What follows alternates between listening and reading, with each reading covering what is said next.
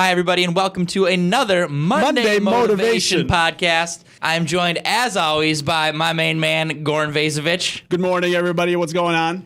And we have a little bit something different today for the first time ever. A curveball. We have an agent, Emran Baha. Hey, everybody. How's it going? Say what's up, Emran. What's up? He jumped a little bit ahead of the whole thing, so I know it's your first one. You just gotta ease back, let Daniel do his thing. He's the Jerry Springer of this thing, so you gotta let him do his thing. I thought I was getting interviewed. No. So what we're going to be talking about today is a little bit different than. We talked about the pros, how we get pumped up, how we get moving. What happens when you start to lose that energy? The theme is going to be burnout. Burn. Don't be a burnout, man. Don't be a burnout. Don't be a burnout, man. You don't want to burn. You don't want to burn. Yes, exactly. What is burnout? We're going to be talking about, what it is, how it actually becomes a real thing where you actually feel unmotivated, you're not productive, you want to sleep in. You don't want to work through the weekend. You lazy. You TGIFing it. You hump day Wednesday. Come on now. You gotta change it up. So we're going to talk about this specific topic with Emran because he's the person that experienced burnout most recently. So that's why we have him in, ladies and gentlemen. Yeah. Can you tell us a little bit how you got burnt out, what you were doing? Just not seeing the long-term goal, not seeing the results. It was not producing, so I got burned out. And once the thoughts started creeping in, that was the worst. Going off the. So you're saying you were started to doubt yourself. You started to doubt that you'd get where you needed to be, and that you lost motivation because of it. And essentially, that's what that is. A burnout. It's not a physical thing. I don't think it's been scientifically proven that there's an actual thing called burnout. It's all mental, psychological. So it creeps in when you least expect it, and it's usually when you're not productive or you're being least productive, you get the burnout, and then you just keep going down that slippery slope, and you spiral out of control, and you're just being, you're being lazy. So don't be lazy. Avoid the burnout, and it's got to start inside your head, in your mind. And it can start. It's the mindset. It starts really inconspicuously. I think a lot of times it happens because we're being emotional with what we're doing. Say you're especially in our business in real estate, because you deal with rejection every single day. I've been rejected quite a few times. Even today. Hey, just so everybody knows too, it's Emran's birthday today. So yes, yeah. Well, it's tomorrow, Tuesday, right? Yes. So one more day, and he's going to be, 49? Close, 48? All right. Yep. All right. So I think one example that I always like to use for reaching out, trying to get deals, trying to get business your way is, if you take that personally, if you take the results personally and look at it as the results instead of the process, you're setting yourself up for failure. Right. I almost kind of look at it as, say you're driving, you live in the suburbs, and every time you get to a stoplight, every time there's a green light, you're like, yeah, you get all excited, you're fired up, you're all emotional about it, and every time you see it, you hit a red light, you're just bummed, just disaster. It's like a balloon. You deflate. How emotionally exhausting would that be? You couldn't drive anywhere, right? All the time, yeah. That'd be terrible. So, what we do when we're driving is we look at it, we go, okay, we all know I'm going to hit greens, I'm going to hit reds, I'm going to get where I need to be. That's my destination. Exactly. I'm not worried about specifically what happens at each individual light. We need to look at our lives, we need to look at our processes that we use in our business kind of the same way. If you get that rejection, you can't cry over a red light. You need to, wait it out, find the next green one, and then pedal to the metal, hammer it home. I could see that Daniel on his way to work this morning, he had a lot of red lights. I had a lot of red lights, man. But I think a lot of people just look at the short term. They want that instant gratification. They want it all now, and it doesn't work like that. Whatever successful person you've seen, whatever, anyone you've seen, it's a long-term vision. And sometimes the burnout happens because you're thinking of right here and now. Right, exactly.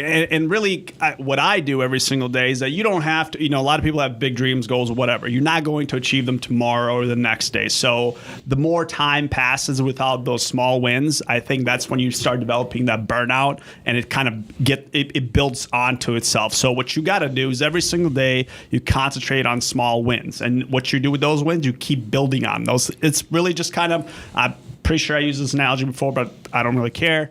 Basketball. If you're hot, if you're Kobe, what are you doing? It. You're shooting Give him it, the right? rock. You're shooting it. And guess what happens when you keep, making those threes? You get more motivated, and when you're more motivated, do you feel, oh man, I can't sell another house. I can't write another contract. Nope. No. You just you're like, hey, I want more. So that's what you gotta concentrate on, is a lot of small wins every single day, and that will, eventually lead you to your overall big picture or your big, future goal. But you got to concentrate on small wins every single day, and that has to do with really just getting the right mindset. Goran, let me ask you a question. How much do you like ballet dancing? Doing it yourself? Honestly. Well, were you watching what I was doing in my office? Is that why you're asking? No, yeah. All right, just because I like ballet? No, I don't like it. And why? Why don't you like it? I just don't find it interesting. Because you're bad at it. I guarantee you're terrible at ballet. You hate it. Again, right? Were you watching me in my office? I was. I was practicing. Leave me alone. No, and I respect the commitment, the practice that you have. But that's the point, right? You're gonna be burnt. You're not gonna like it until you get good at it, and you're not gonna get good at it until you do it. So exactly. You just got to get in there and start hitting those minor wins, like Goran's talking about. And that's not to say that if you should do what you like or what you love. And, if ballet's not your thing, you probably shouldn't go do ballet and force yourself to love it, because it's going to be an uphill battle, right? And in Emron's case, he loves real estate. He loves making deals, closing deals, meeting with people, calling people, and you just got to build on those. Exactly. And I think it's also what Daniel touched on. It's a little bit of the fear of the unknown, not knowing, what things are, or the knowledge part, or if I might not know something, or if I don't know this. So it gets to you. But I think the more you do and the more your knowledge goes up, the less the fear goes down. Let me ask you this. When you were making your quote-unquote call calls to potential clients, customers, and basically trying to earn their business, or actually maybe just even find out what their needs are, when you got through your first phone call and it was not a good phone call, what did you need to do to get to the second phone call, the third call? Or did you just say, you know what, the first one was a dud, it's never going to happen, I'm just going to sit down and give up. I'm retiring. Yeah. It's funny. I'm going to say it's burnout, and I'm going to call it a day. Get into hotel management. Daniel was with me when I did my first few phone calls, and he can attest to how I was. First of all, everyone that has not gotten a phone call from Daniel, boy, you're in for a treat. Matter of fact, you should just call him today, because you should. When he does call you, it's a treat. Doesn't matter what he's saying or doing. Life-changing call. Life-changing calls. Pick up. All right, so let's do that. Explain to everybody what you guys did. Go ahead, Emron. Yeah. I did the phone calls, and I was just quick with it. I was stuttering. I didn't know I knew the information. I just didn't know how to get it across. Hey, you just wanted to get off the phone. I just wanted to get off the phone. Everybody it sees a time clock or a bomb going from 10 to 0, and they need to just spit out as much info as possible. I was just like, oh, no, you could get a house right now. You could do it. You buy now. Yeah. Exactly. So and Daniel would just look at me and just shake his head and his first thing was, hey, man, slow down. Have fun with it, man. Have fun. Make relax. friends. And, I'm really good at making friends and face-to-face conversation. Yeah. We're all friends here. Yeah. But, it was just something else over the phone. I was thinking, like Goran said, there's a timer. I got to get this stuff out. I got to let these people know. But why?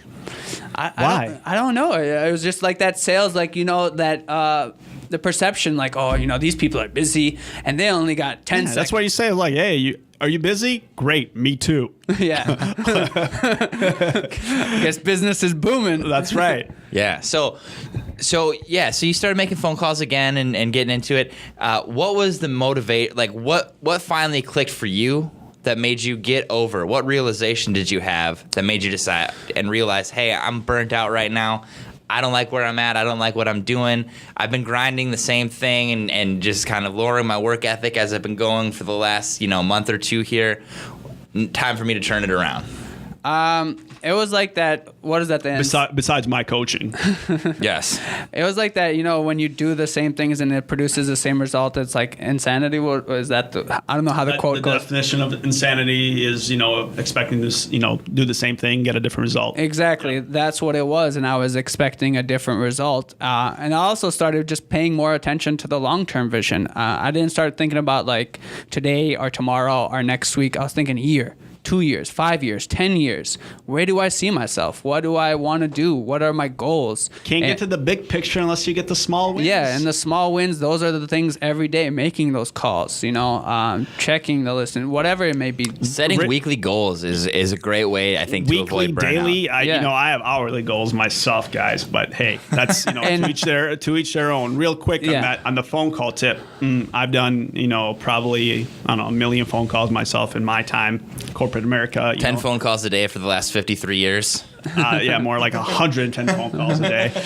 But what I was getting to is I always had the mindset, all right, I'm going to make 100 calls and I got to get through the bad ones first before I get to the good ones. So I was actually in my mental state, I was like, you know what? I got to get to the shitty ones so I can get to the good ones. So the first time I encountered the bad one, I was like, great, one down the list. That's the one I'm not going to have to deal with, and brings me one step closer to that good one, to the sale. Well, what you also did is when you got that, by conceptualizing it that way, you're not going, oh, that guy hurt my feelings. I'm going to go think about that for 15 minutes, look at the next name on the list. And it's daunting now. Like, I was ruthless. I would just say, hey, man, if you want to be rude, go ahead and hang up. And nobody would hang up because, like, hey, go ahead, hurt my feelings. Go ahead and hang up. If you don't like what I'm, hearing, I would have hung up. At least you don't want to, you don't want to talk to me. That's fine, But we can say bye. You don't have to hang up on me. Don't be rude. It's 8 a.m. Don't be rude. The day goes on. Yeah. The day goes on. Something that I've gotten from coaching and listening to Grant Cardone. Shout out Grant Cardone. As I wake up now every morning and I have a journal next to my bed and I write goals. They could be long-term goals, short-term goals, just whatever I'm thinking. I like to just kind of quickly jot it down and I look at it before I leave the house. Put him on the spot. What's his goal today? What's your goal today? Put him on the spot. Goal number 1, fly haircut. Oh, no. he's too quick. It's gone. My goal was to get this podcast done. That's my goal. Weak. Yeah, that's 1 hour of a 24-hour day. Right. Oh, I got more goals. Don't worry about it. If we're talking about my how many goals, phone calls did you want to make today? I want to make 50. 50 phone calls? I'm at 10. Ooh. We had a birthday party that kind of sidetracked me for a little while, so no, you know what? We're gonna do a next podcast. You know what? No excuses podcast. No excuses. And you know what? Look, I think now's a good point. We'll just wrap this up so Emron can get back on the phone, start making those phone calls. Exactly. I just want to end with one statement that I think is really important. This is a quote from Tony Robbins that I found very insightful. And shout out Tony Robbins. Yes, shout out Tony Robbins. Before you do it, I just want to let everybody know that he's about to freestyle this. Yeah, so what he said, it was amazing and I think really, really important. He goes, a lot of people overestimate what they can do in a year, but they underestimate what they can do in a decade. Yeah. There it is. Wow. Very true. Mic drop. Mind blown. Mic drop. Podcast end. See you later, everybody. See you, everybody. Bye, everybody. This is the VSM Real Estate Podcast. All things real estate, all the time.